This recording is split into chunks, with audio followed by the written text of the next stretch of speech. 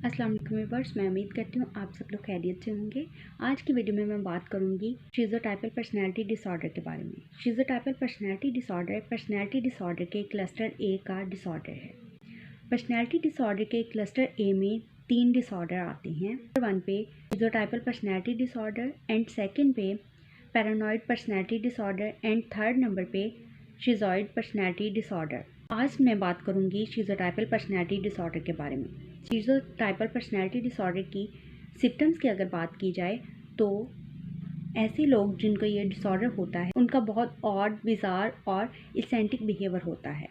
और इस डिसऑर्डर को डायग्नोस करने के लिए भी हमें सबसे पहले एज को देखना होता है। कम से कम 18 साल या इससे ज़्यादा होनी चाहिए।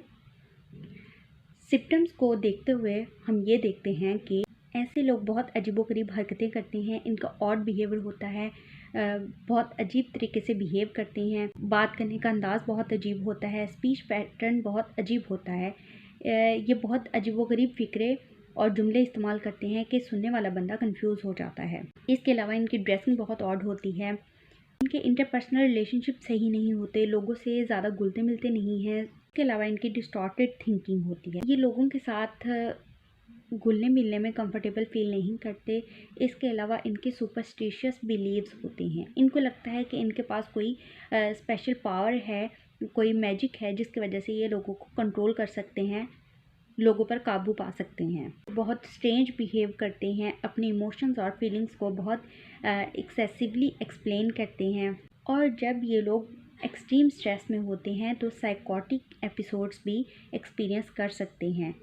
लेकिन ये साइकोटिक एपिसोड जो हैं ये कुछ मिनट्स और कुछ घंटों की होती हैं। साइकोटिक सिम्टम्स की वजह से इनको शिज़ोफ्रेनिया डिसऑर्डर से भी मिलाया जाता है, लेकिन शिज़ोफ्रेनिया डिसऑर्डर में और शिज़ोटाइपल पर्सनैलिटी डिसऑर्डर में डिफरेंस पाया जाता है। अगर इन दोनों का डिफरेंस देखा जाए तो शिज़ोफ्रेनिया डिसऑर्डर वाले उनका रियलिटी कंटेंट ख़त्म हो जाता है, उनके फिक्स बिलीव्स होते हैं, उनमें इल्यूजन्स और हेलुसिनेशंस के एपिसोड्स भी आती हैं। लेकिन शिज़ोटाइपल पर्सनैलिटी डिसऑर्डर में इल्यूजन्स और हेलुसिनेशंस अगर वो पर्सन एक्सपीरियंस करता भी है तो वो प्रोलॉन्ग नहीं होती, यानी कुछ अरसे के लिए होती हैं।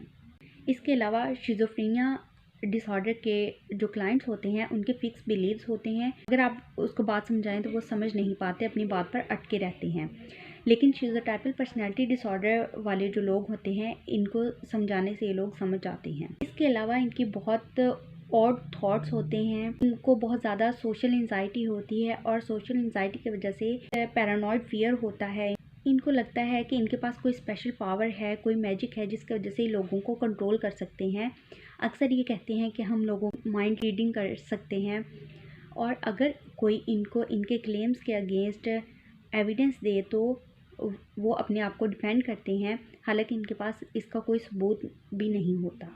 और ये अपने सुपरस्टिशियस बिलीव्स की वजह से बहुत सारी जगहों को, बहुत सारे लोगों को अवॉइड करते हैं। इसके अलावा इनकी ड्रेसिंग भी बहुत ऑड होती है, ये ड्रेसिंग भी अजीब तरीके से करते हैं। इसके अलावा ये अनयूजुअल बॉडीली एक्सपीरियंस करते हैं, यानी इनको लगता है कि एलियंस जो हैं इन्होंने इनकी बॉडी में कुछ इम्प्लीमेंट्स कर दिए हैं। इसके अलावा इनका स्पीच पैटर्न बहुत वीक होता है, इमोशंस और अपनी फीलिंग्स को सही तरह से एक्सप्रेस नहीं कर पाते, एक्सेसिवली एक्सप्लेन करते हैं अपनी खुशी और उदासी को। इसके अलावा इनके इंटरपर्सनल रिलेशनशिप सही नहीं होते, इनको रिलेशनशिप बनाने में बहुत मुश्किलात पेश आती हैं, और अगर ये रिलेशनशिप कायम कर भी लेते हैं तो उसको मेंटेन करने में फिर इनको बहुत डिफ़िकल्टीज़ आती हैं। और सोशल सिचुएशंस में ये अवॉइड करते हैं क्योंकि ये बहुत ज़्यादा शकी होते हैं। इनको लगता है कि लोग इनके बारे में बात कर रहे हैं, इनके बारे में डिस्कस कर रहे हैं। इसके अलावा इनको बहुत ज़्यादा सोशल एंजाइटी होती है, इनको लगता है कि मुझे कोई फॉलो कर रहा है। इनकी सारी सोशल एंजाइटी वाली सिम्टम्स होती हैं, लेकिन सोशल एंजाइटी में और शिज़ोटाइपल में भी डिफरेंस है। पर्सनैलिटी डिसऑर्डर वाले पर्सन को लगता है कि कोई मुझे फॉलो कर रहा है, दूसरे लोग मेरे बारे में बातें कर रहे हैं, दूसरों के बारे में शक करता है। जबकि सोशल एंजाइटी वाला पर्सन जो होता है उसकी नेगेटिव जजमेंट होती है।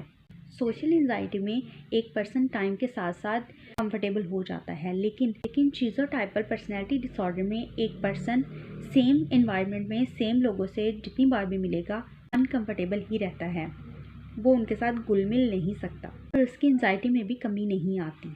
अगर कॉजेज़ की बात की जाए तो कोई ख़ास कॉज नहीं होती, बायोलॉजिकल फैक्टर्स होते हैं। इसके अलावा जेनेटिकली ये चीज़ आती है कि अगर आपके फर्स्ट डिग्री रिलेटिव में कोई शिज़ोफ्रेनिया का पेशेंट है तो शिज़ोटाइपल पर्सनैलिटी डिसऑर्डर होने के चांसेस हो सकते हैं। ट्रीटमेंट की अगर बात की जाए तो ट्रीटमेंट में हम साइकोथेरेपी के साथ साथ मेडिकेशंस भी रेकमेंड करते हैं।